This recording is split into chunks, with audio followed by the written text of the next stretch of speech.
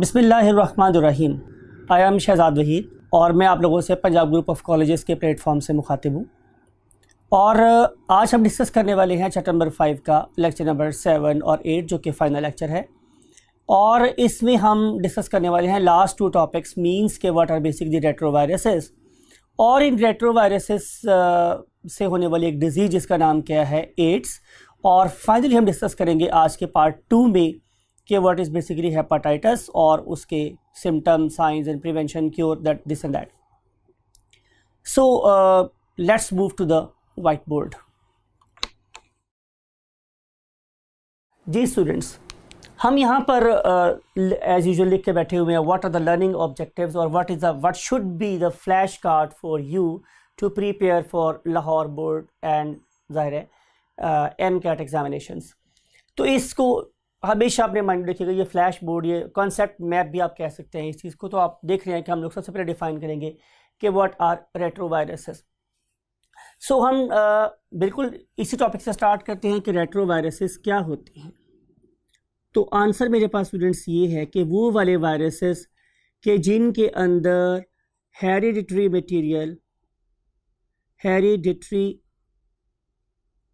Material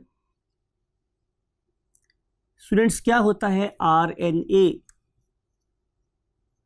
जिन viruses के अंदर hereditary material RNA होता है उन्हें हम लोग रेट्रोवायरसेस का नाम देते हैं।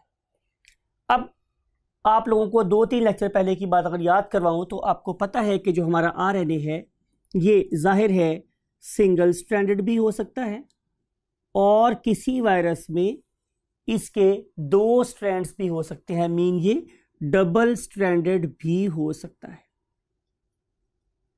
राइट स्टूडेंट्स, तो सबसे जो पहली आइडेंटिफिकेशन है वो ये है कि इनके अंदर जेनेटिक मटेरियल RNA होगा। राइट, फिर अगर ये वाले वायरसेस हमारी बॉडी में आते हैं, खुदा ना खास्ता अल्लाह सबको इस मूजी वायरस से महफूज रखे, तो ये हमें कॉज करते हैं ये सेकंड चीज़ से मैं क्या वर्ड यूज़ कर रहा हूँ, ट्यूमर। आए हम ये समझते हैं स्टूडेंट्स कि हम ट्यूमर किसे बोलते हैं। तो ट्यूमर को हम उर्दू ज़बान में गिल्टी कहते हैं। राइट, यानी कि एक ऐसा वायरस जो मेरी बॉडी में आए या किसी एनिमल की बॉडी में आए, something like rodents and cats and other members, sometime even plants. आपने प्लांट्स में भी देखा होगा कि उनकी बॉडी पर भी ट्यूमर्स बन जाते। तो एक ऐसा वायरस जो अपने होस्ट की बॉडी पे ट्यूमर बना सकता हो, गिल्टियाँ बना सकता हो, उसे भी हम लोग क्या नाम देते हैं, रेट्रोवायरसेस का। राइट स्टूडेंट्स, फिर हम ये देखेंगे कि क्या हमारे ह्यूमन बीइंग में, अब हम इस स्टेप के ऊपर है कि क्या हमारे पास कोई ऐसी एग्जांपल है कि जो ये बताए कि ह्यूमन बीइंग में भी ज़ाहिर रेट्रोवायरसेस पाए जाते हैं। तो आंसर इज यस, एक ऐसा वायरस कहलाता है HIV वायरस। राइट, इस पर्टिकुलर वायरस कंप्लीट क्या है students, human immuno deficiency virus.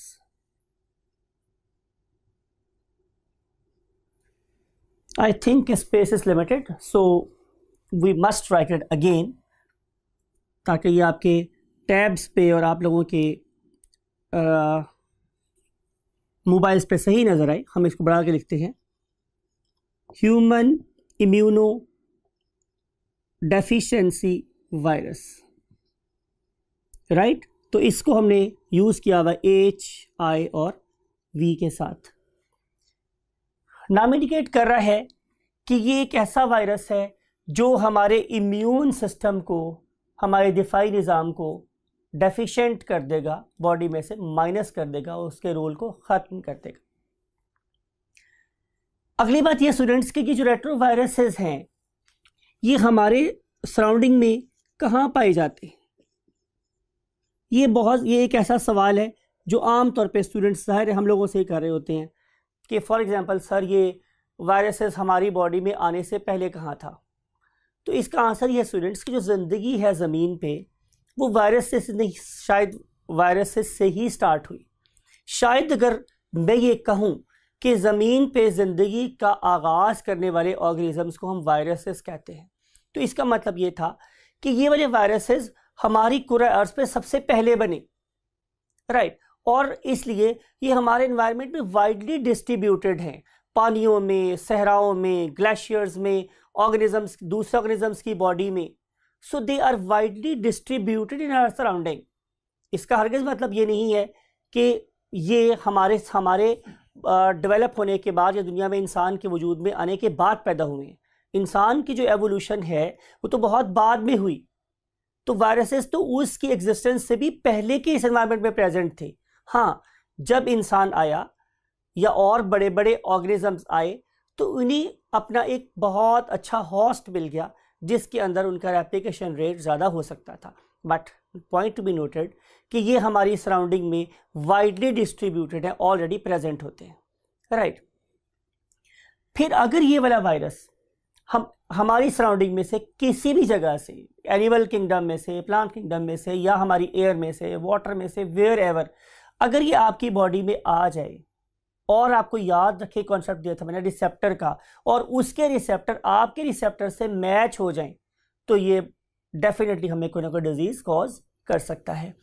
तो हम बात ये कर रहे हैं, जो नेक्स्ट पॉइंट हम पढ़ने वाले हैं वो है स्पेसिफिसिटी, यानी कि अगर एक ऑर्गेनिज्म, एक वायरस मेरी बॉडी में आएगा तो क्या वो मेरी बॉडी के हर सेल को अफेक्ट कर सकता है? तो आंसर इज यस। बिल्कुल ऐसे वायरसेस हैं मेरी जो बॉडी के हर पार्ट को अफेक्ट कर सकते हैं, लेकिन ऐसे वायरसेस भी हैं जिनका टारगेट स्पेसिफिक सेल है। अगर आपको मेरी कल की एग्जांपल याद हो तो आपको मैंने क्या बताया था कि मम्प्स के जो टारगेट सेल्स है वो कहते हैं पैरोटिड ग्लैंड्स। कल का लेक्चर याद करें। हमारे मम्प्स के वायरसेस का जो हमारे मम्प्स के वायरसेस के जो टारगेट सेल्स थे वो क्या थे? हमारे पैरोटिड ग्लैंड्स थे, राइट। और अगर आपको याद हो तो हमारे पोलियो के जो वायरसेस थे उनका जो टारगेट सेल्स थे वो न्यूरोमोटर जंक्शंस थे, कि जहाँ से वो हमारे ब्रेन और मसल के दरम्यान में कम्युनिकेशन को ब्रेक करवाने वाले थे। सो ये वाले वायरसेस बहुत ज़्यादा स्पेसिफिक भी हो सकते हैं और जनरलाइज भी हो सकते हैं, राइट। फिर हम देख रहे हैं कि इन पर्टिकुलर एंजाइम्स की एक यूनिक प्रॉपर्टी जिसे हम इस टॉपिक पे पढ़ने वाले हैं, that is a most important enzyme, इसलिए मैं इसको ब्लॉक कर रहा हूँ। पहले भी स्टार लगाया हुआ है, इसके ऊपर एक और स्टार लगा रहा हूँ ताकि आप इसको ज़्यादा फोकस कर सकें कि अल्लाह रब्बुल इज़्ज़त ने इन पर्टिकुलर वायरसेस को एक स्पेसिफिक एंजाइम से नवाजा है, राइट। और उस पर्टिकुलर एंजाइम का नाम है रिवर्स ट्रांसक्रिप्टेज। Reverse transcriptase. अब आपने यहां पे एक बात गौर से सुननी है और समझनी। Are you ready students? Yes.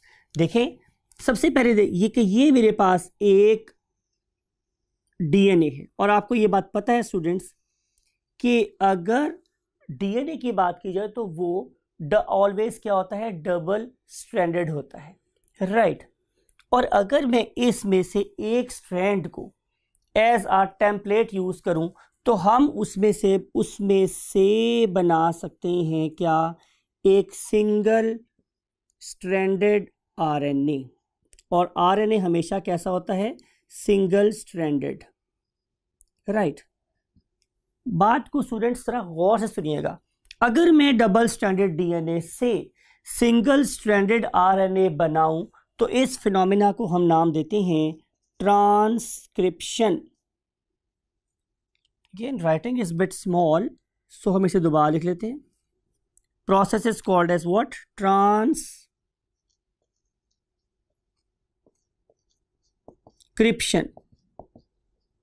तो ट्रांसक्रिप्शन में हम लोगों ने डबल स्ट्रैंडेड, मैं आप लोगों को लिख भी देता हूं यहां पे ताकि आप लोग माइंड में रख सकें कि ये डबल स्ट्रैंडेड क्या है स्टूडेंट्स? डीएनए। और मैंने क्या किया? मैंने डबल स्ट्रैंडेड डीएनए से सिंगल स्ट्रैंडेड आरएनए बनवाया। तो प्रोसेस का नाम मैंने क्या बोला था? ट्रांसक्रिप्शन। लेकिन अगर मैं इस प्रोसेस को रिवर्स कर सकूं, मीन टू से कि अब मैं सिंगल स्ट्रैंडेड आरएनए से क्या बनवाऊं? Double stranded DNA. तो प्रोसेस क्या हो गया? उलट। तो मैं उसे क्या नाम दूंगा? Reverse transcription.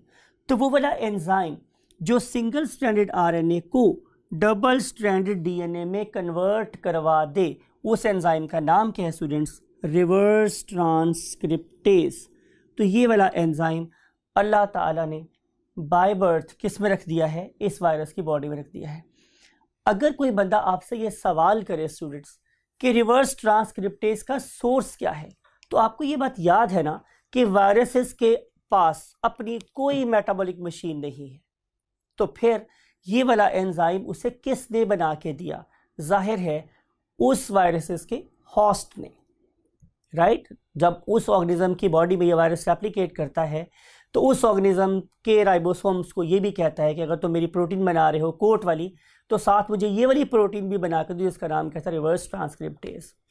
राइट स्टूडेंट्स, सो अब हम आगे चलते हैं। अगली बात स्टूडेंट्स हमारे पास ये है कि बहुत से ऐसे वायरसेस होते हैं कि जो हमारे नॉर्मल जीनोम्स से बाहर रह के अपना लाइफ साइकिल कंप्लीट करते हैं। आपने बैक्टीरियोफेज केस में भी ऐसा ही देखा था। लेकिन बहुत से वायरसेस ऐसे भी होते हैं कि जब वो मेरी बॉडी के अंदर आएंगे, अपने डीएनए को मेरे डीएनए के अंदर दाखिल कर देंगे, इनकॉर्पोरेट कर देंगे, इनोकुलेट कर देंगे, तो उसे हम लोग क्या तो उसके बाद उनका डीएनए क्या कहलाएगा? Pro virus. राइट, यानी कि वो वायरस अब बोलेगा प्रो वायरस, क्योंकि आपको पता है कि जब ये वाला वायरस एक्टिव फॉर्म में जाएगा तो फिर हम इसे वायरॉन कहेंगे। तो ये एक प्रो वायरस है। जब तक ये प्रो वायरस मेरी बॉडी में प्रेजेंट है तो ये मेरे हर सेल के साथ डिवाइड होगा, राइट? तो ये लॉन्गर पीरियड ऑफ टाइम के लिए मेरी बॉडी के अंदर रह सकता है। प्रॉब्लम ये है स्टूडेंट्स कि अगर तो ये मेरी बॉडी में रहते हुए मुझे कोई इन्फेक्शन कॉज ना करे तो ये कोई बुरी बात नहीं है। लेकिन प्रॉब्लम ये है कि ये वाले वायरसेस मेरी बॉडी में जाने के बाद मेरे मेटाबॉलिज्म को डेफिनेटली डिस्टर्ब करते हैं, जिसकी वजह से मेरे नॉर्मल सेल्स कैंसरियस सेल्स में कन्वर्ट होना शुरू हो जाते हैं। तो इसलिए आम तौर पे ये वाले वायरसेस हमारी बॉडी का जल्दी पीछा नहीं छोड़ते और वो एक्यूट फेज से क्रॉनिक फेज में दाखिल हो जाते हैं और हमें कॉज करते हैं व्हाट? कैंसर। राइट स्टूडेंट्स, और अब हम डिटेल से स्टडी करने वाले हैं अपना नेक्स्ट टॉपिक, और वो नेक्स्ट टॉपिक क्या है students? AIDS. So let's move to the AIDS. और इस वाले केस में सबसे पहले स्टूडेंट्स हमें इसके नाम को अंडरस्टैंड करना है कि एड्स का एब्रीविएशन है एक्वायर्ड इम्यूनो डेफिशिएंसी सिंड्रोम। तो पहले हम लोगों ने इसके वर्ड को अंडरस्टैंड करना है कि आखिर हम इसे एड्स कहते हैं क्यों। तो आंसर ये है कि जो पहला वर्ड है वो एक्वायर्ड है। अब जो वर्ड एक्वायर्ड है उसका मतलब स्टूडेंट्स ये है कि बाय बर्थ मेरे पास वो खूबी या खामी नहीं थी, लेकिन during the course of my life, जिंदगी गुजारने के दौरान में कहीं वो चीज़ मेरे अंदर हासिल हो गई या लॉस हो गई। तो इसका मतलब है कि वो करैक्टर मैंने एक्वायर किया है, राइट?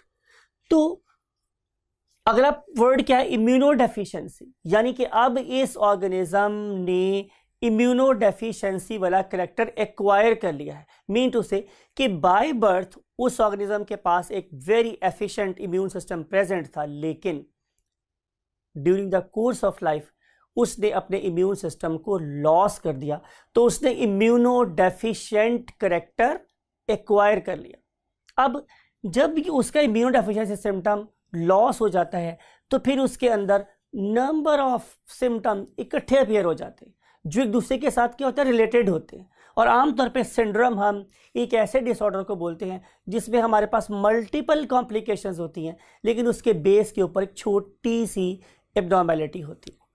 तो अब यहाँ पे एब्नॉर्मेलिटी है स्टूडेंट्स एक क्या कि उसके अंदर इम्यूनो डेफिशिएंसी हो गई, लेकिन इसके बाद जो एक कैस्केड ऑफ एब्नॉर्मेलिटी स्टार्ट होगी वो इसे क्या बना देंगी? Syndrome, right? तो हम पढ़ने वाले हैं students what? AIDS, acquired immuno deficiency syndrome. So ये हम लोग पढ़ चुके हैं स्टूडेंट्स के हम लोग बेसिकली एड्स कहते क्यों हैं इसको, और अब हम स्टडी करेंगे इसका साइकिल। लेकिन इससे पहले कुछ इन्फॉर्मेशन, वो इन्फॉर्मेशन ये है कि इसकी जो हमारे पास अर्लीस्ट रिपोर्ट्स आई हैं वो कब आई हैं। तो आंसर ये स्टूडेंट्स के अर्लीस्ट रिपोर्ट्स आई हमारे पास 1980s में, यानी कि 80s का दौर था कि जब कुछ अमेरिकन फिजिशियंस ने हमें सबसे पहले ये बताया कि जनाब एक नई किस्म की बीमारी दुनिया में सर उठा रही है, राइट? और उन्होंने इसके बारे में ये बताया स्टूडेंट्स कि ये जो डिसऑर्डर है ये ज़्यादा मेल होमोसेक्सुअल्स में रिपोर्टेड है, मेल होमोसेक्सुअल्स में रिपोर्ट हुआ। अब होमो का मतलब होता है सेम, और हेट्रो का मतलब होता है अदर, और सेक्सुअल्स का मतलब है कि दोज टू ऑर्गेनिज्म के जो सेक्सुअल एक्टिविटी में इन्वॉल्व है। यानी कि इसका मतलब ये था कि ये ऐसे ऑर्गेनिजम्स थे जिनमें sexual contact between the two males था, उनमें सबसे पहले इसको रिपोर्ट किया गया, राइट। ये बात हो रही है स्टूडेंट्स 1980s की। उसके बाद रिपोर्ट्स ये भी आना शुरू हुई कि अब ये होमोसेक्सुअल्स के अलावा हेट्रोसेक्सुअल्स के अंदर भी आना शुरू हो गया है। हेट्रोसेक्सुअल का मतलब स्टूडेंट्स ये है कि अब नॉट ओनली ये रिपोर्ट हो रहा है मेल में, बल्कि ये फीमेल्स में भी रिपोर्ट होना शुरू हो गया। जाहिर है, कॉमन सेंस है कि ये परहैप्स अब इन होमोसेक्सुअल्स में पाए जाने के बाद अब उन ऑर्गेनिजम्स के जो ऑपोजिट पार्टनर्स थे उनके अंदर भी अपीयर होना शुरू हो गया। प्लस ये भी नजर आया हम लोगों को कि ये वाला फीचर उन ऑर्गेनिज्म में ज़्यादा है जो ब्लड डोनेशन और ब्लड रेसिपिएंट होने के एक्ट्स कर रहे हैं सोसाइटी के अंदर। आपने देखा हमारे यहाँ भी यही होता है कि लोग अपना खून बेचते हैं, तो उन ऑर्गेनिज्म के अंदर भी ये रिपोर्ट होना शुरू हुआ कि जो खून बेचने और लेने की एक्टिविटी में इन्वॉल्व थे या खून निकालने की एक्टिविटी में इन्वॉल्व थे, यानी कि इसका ताल्लुक बराह रास्त हमारे ब्लड के साथ था, राइट स्टूडेंट्स। फिर उसके बाद हम स्टडी करने वाले हैं कि इस पर्टिकुलर डिजीज मींस एड्स के सिम्टम्स क्या क्या हैं। तो जो सबसे पहला सिम्टम अपीयर होता था इन ऑर्गेनिजम्स के अंदर वो था निमोनिया। निमोनिया का मतलब स्टूडेंट्स मेरे पास ये है कि इस ऑर्गेनिज्म का सांस बहुत तेजी से चल रहा है।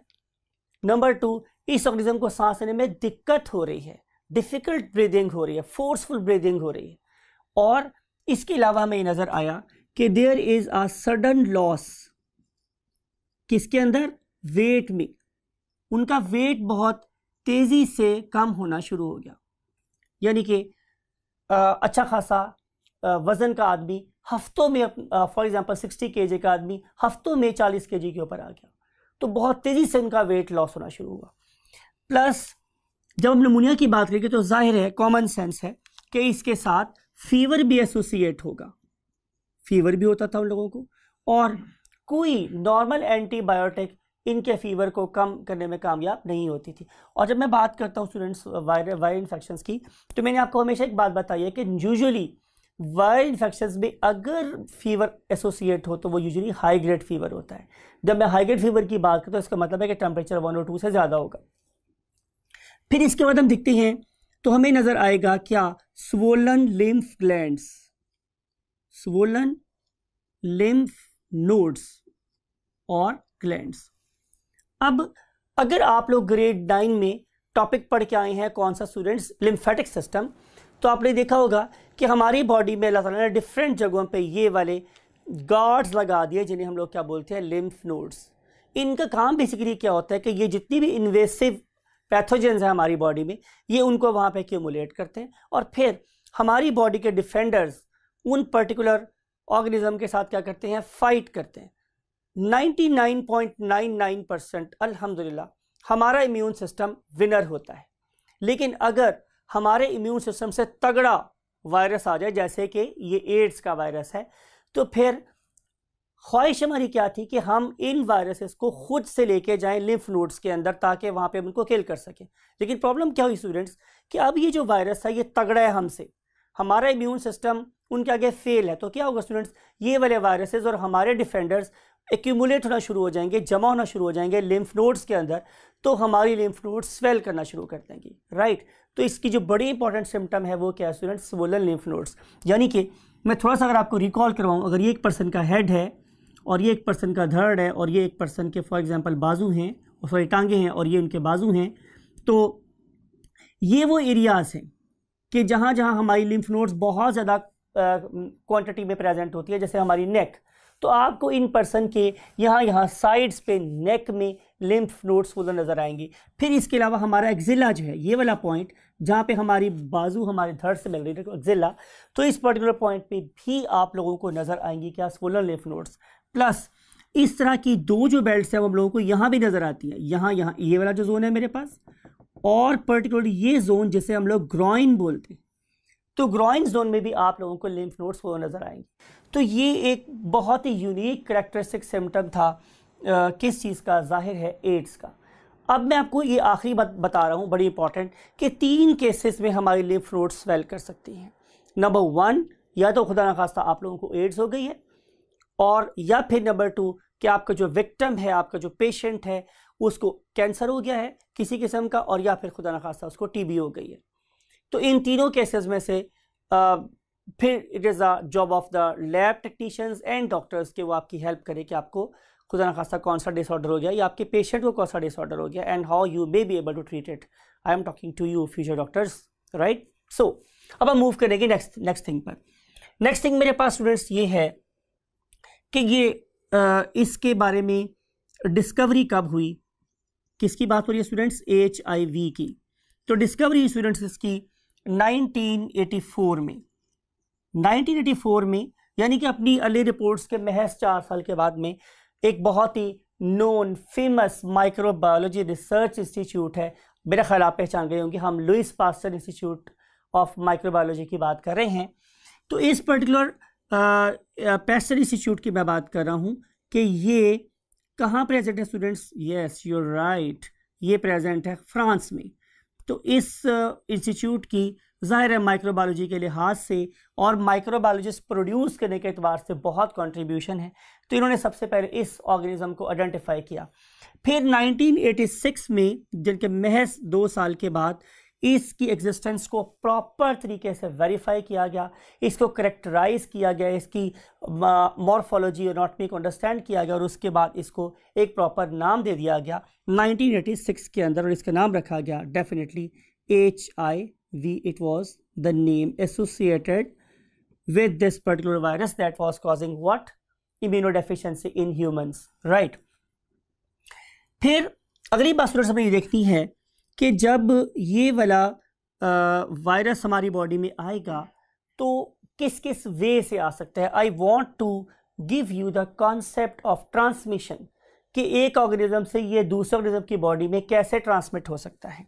जैसे आप लोगों को याद होगा या आप लोगों को ये बात पता भी है स्टूडेंट्स कि अगर आप कॉमन कोल्ड जो आमतौर पर नज़ला है आप उसकी बात करें, तो अगर एक आपने देखा कि घर में एक बंदे को हो तो सबको हो जाता है। उसके पीछे रीज़न यही है कि जब भी वो पर्सन स्नीजिंग करता है या कफिंग करता है तो वो वायरसेस एयरबॉर्न हो जाते हैं, और जब कोई दूसरा पर्सन उसको इनहेल करेगा तो उसकी बॉडी में ट्रांसफ़र हो जाएंगे। लेकिन ये जो वायरस है जिसे हम लोग क्या बात कर रहे हैं, HIV, ये 3 मुख्तलिफ तरीक़ों से ट्रांसमिट हो सकता है from infected organism to the healthier organism. वो 3 वे हमारे, वो 3 रास्ते मेरे पास क्या क्या हो सकते हैं। स्टार्ट करते हैं ऑर्गेनिज्म की लाइफ के स्टार्ट होने से। तो जाहिर है जो एक ऑर्गेनिज्म है वो पहले अपनी मदर फीड पर डिपेंड कर रहा होता है, तो फीडिंग, ब्रेस्ट फीडिंग इसका एक वे हो सकता है। तो एक ऐसी you can say that mother that is suffering from you can say HIV, number 1 she should not try to produce an offspring, right. लेकिन अगर फॉर एग्जांपल वो प्रोड्यूस हो गया है और ये रिपोर्ट बाद में आई है कि वो HIV पॉजिटिव है, तो फिर एटलीस्ट उसको ब्रेस्ट फीडिंग स्टॉप कर देनी चाहिए। फिर उसके बाद नंबर 2 पे स्टूडेंट्स हम लोग आ जाते हैं, that is called as through blood, यानी कि जैसे मैंने पहले बोला था कि ब्लड लेने वाले और ब्लड देने वाले दोनों ऑर्गेनिजम्स इस पर्टिकुलर डिजीज का शिकार हो सकते हैं। अब वो वाले ऑर्गेनिज्म जिनका ताल्लुक ब्लड की ट्रांसफ्यूजन के साथ है, मिसाल के तौर पर जैसे डिफरेंट किस्म के ब्लड बैंक्स हैं, तो ब्लड बैंक में जो काम करने वाला शख्स है, राइट, अगर उसने किसी पर से ऐसे पर्सन का ब्लड चेक किया जो HIV पॉजिटिव था और खुदा ना खास्ता उस चेकिंग के दौरान में एक नीडल, राइट, वो उसके अपने भी चुभ गई है, तो यू नो कि एक नीडल के टिप के ऊपर करोड़ों वायरसेस अटैच हो सकते हैं। तो इसका मतलब ये था कि उस छोटी सी पेरेसिंग से, उस नीडल के चुभ जाने से वो लाखों करोड़ों वायरसेस उस पर्टिकुलर ऑर्गेनिज्म की बॉडी में भी चले जाएंगे कि जो बेसिकली ह्यूमैनिटी के लिए काम कर रहा है। तो एक ऐसा ऑर्गेनिज्म जो बहुत बेटर कॉज के लिए काम कर रहा है उसको अपना भी बहुत ख्याल रखना चाहिए और कोशिश करनी चाहिए कि वो प्रॉपर प्रिवेंटिव मेजर्स लेकर ही ब्लड टेस्टिंग कर रहा हो। So it is not the game ज़िंदगी एक दफ़ा मिलती है और उस ज़िंदगी की केयर करना, उसके बारे में सवाल भी हम लोगों से होना है। यौम यज़िन यसअलुन्नास अनिन नईम, जिस दिन लोगों से नेमतों के बारे में सवाल किया जाएगा। तो ज़िंदगी से बड़ी क्या नेमत है। तो ज़िंदगी को बहुत एहतियात से गुजारें, बहुत गौर से गुजारें, देखभाल के गुजारें, राइट। मैं पर्टिकुलरली उन लोगों से कह रहा हूँ कि जो फ्यूचर में इस पर्टिकुलर शोबे से अटैच होने वाले। और थर्ड चीज़ मेरे पास स्टूडेंट्स क्या है, जाहिर है सेक्सुअल कॉन्टैक्ट, राइट। इस पर्टिकुलर सेक्सुअल कॉन्टैक्ट में पर्टिकुलरली मेल की बॉडी से जो मटेरियल निकलता है उसे हम लोग क्या बोलते हैं स्टूडेंट, सीमन, राइट। तो जब सीमन ट्रांसमिट होता है एक ऑर्गेनिज्म की बॉडी से दूसरे ऑर्गेनिज्म की बॉडी में, तो it is very much rich in, ज़ाहिर है, HIV वायरसेस। सो इस 3 वे को ब्लॉक करने का सिर्फ एक ही मेथड है, और वो मेथड स्टूडेंट्स क्या है कि आप लोग प्रिवेंटिव मेजर्स लें, प्रिवेंटिव मेजर्स लें। Always believe in your own partner, right? Because chances are there that you may acquire this disease from outside, from some infected organisms. So एक अच्छी ताहिर किस्म की ज़िंदगी गुजारने पे बिलीव रखें, राइट। फिर उसके बाद हम देखेंगे स्टूडेंट्स कि अगर ये वाला वायरस खुदा ना खास्ता हमारी बॉडी में आ गया है, तो आने के बाद ये इसका टारगेट क्या होगा, राइट।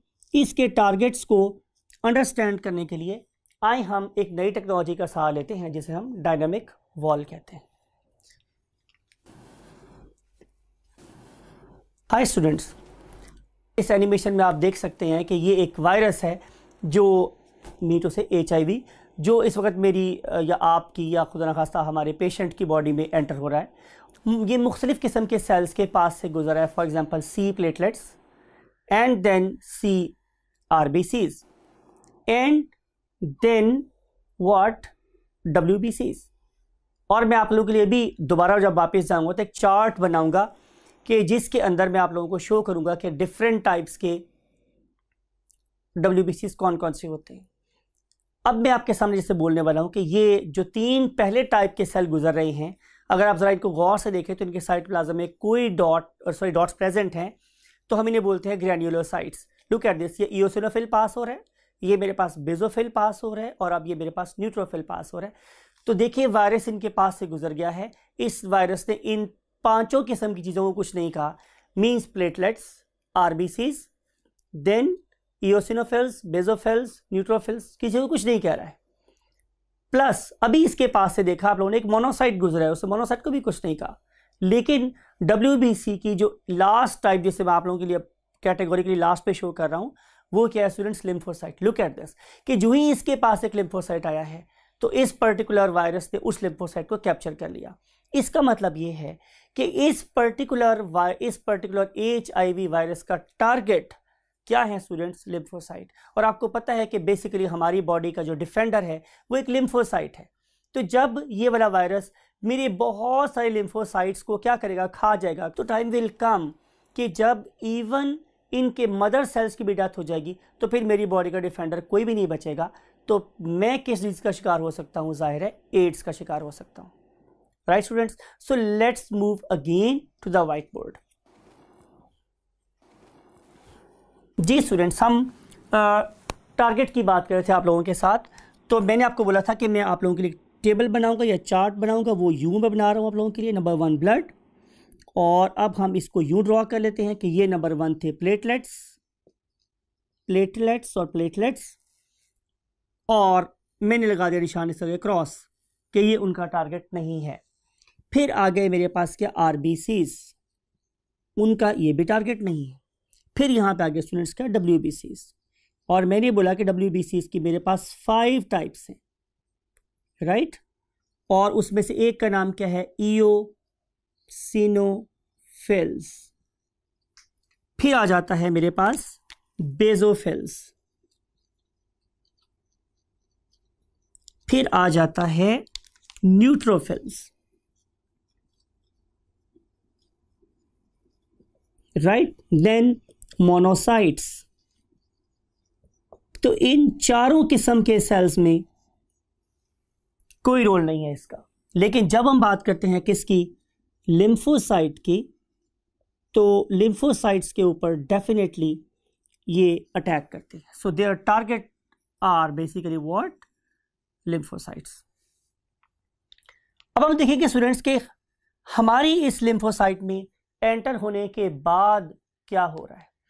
तो इस पर्टिकुलर एक्टिविटी के लिए हमने एक अगेन एनिमेशन बनाई है, और उस एनिमेशन में आपने ज़रा गौर से बातों को सुनना है कि नंबर 1 यू आर ऑब्जर्विंग कि ये मेरे पास एक क्या प्रेजेंट है, क्या प्रेजेंट है स्टूडेंट्स, लिम्फोसाइट। और ये मेरे पास क्या आके अटैच हो रहा है, एक HIV। आप लोग देख सकते हैं कि HIV एक स्फेरिकल वायरस है, और इस स्फेरिकल मीन ग्लोबुलर सा वायरस है। इस ग्लोबुलर वायरस के ऊपर बहुत सारे ये कैरेक्टरिस्टिक शेप के नोब्स लगे हुए हैं, राइट। अब ये जो नोब्स लगे हुए हैं इसके ऊपर, ये एडेप्टर मॉलिक्यूल्स हैं किसके साथ, मेरे लिम्फोसाइट के। पॉइंट टू बी नोटेड, आपके लिए बड़ी वेरिएबल बात यह है कि मेरे लिम्फोसाइट के ऊपर स्पेसिफिक किस्म के क्या है स्टूडेंट्स, रिसेप्टर। नाम क्या है उनका, CD4 रिसेप्टर। अब जरा गौर से देखें कि जो CD4 रिसेप्टर है उसकी शक्ल और इस वायरस की सरफेस पे पाए जाने वाले रिसेप्टर्स की शक्ल आपस में मिलती जुलती है। तो क्या होगा स्टूडेंट्स, ये दोनों आपस में शेक हैंड कर सकेंगे। तो रिजल्ट में ये वाला HIV आके देख रहे हैं कि ये मेरे लिम्फोसाइट पे अटैच हो गया। अब जरा गौर से देखें, इस पर्टिकुलर एनवेलप, जो कि ये एक मेरे पास एनवेलप्ड वायरस है, तो इस एनवेलप्ड वायरस को उतरने के बाद now this particular virus is joining what, cytoplasm. अब साइटोप्लाज्म में जाने के बाद क्या हो रहा है, जाहिर है नंबर 2 फेज पर चले गए हैं। पहला फेज क्या था, अटैचमेंट एंड पेनिट्रेशन, वो हमने कर लिया। अब नंबर 2 पे आ गए हैं। यहाँ पे हम लोग उसको डिसअसेंबल कर रहे हैं। नो यू मे सी कि इसका कैप्सिड अलहदा हो गया है और इसके RNA के 2 स्ट्रैंड्स अलहदा हो गए, राइट। अब हमें जाहिर है जरूरत हरगिज नहीं है प्रोटीन कैप की या कैप्सोमियर्स की, तो वो they will be discarded by the cell itself, और बाकी बच जाएगा मेरे पास क्या, RNA। इंपॉर्टेंट बात जो दोबारा रिवाइज करूँ वो ये था कि इस एंजाइम, इस पर्टिकुलर वायरस को आता ने एक खास एंजाइम दिया है, नाम क्या था, रिवर्स ट्रांसक्रिप्टेज। तो क्या होगा स्टूडेंट्स कि ये रिवर्स ट्रांसक्रिप्टेज, बिल्कुल आप बिल्कुल सही देख रहे हैं, इसी पॉइंट की बात कर रहा हूं मैं, कि ये वाला रिवर्स ट्रांसक्रिप्टेज अब इस पर्टिकुलर RNA से बनवा रहा है DNA।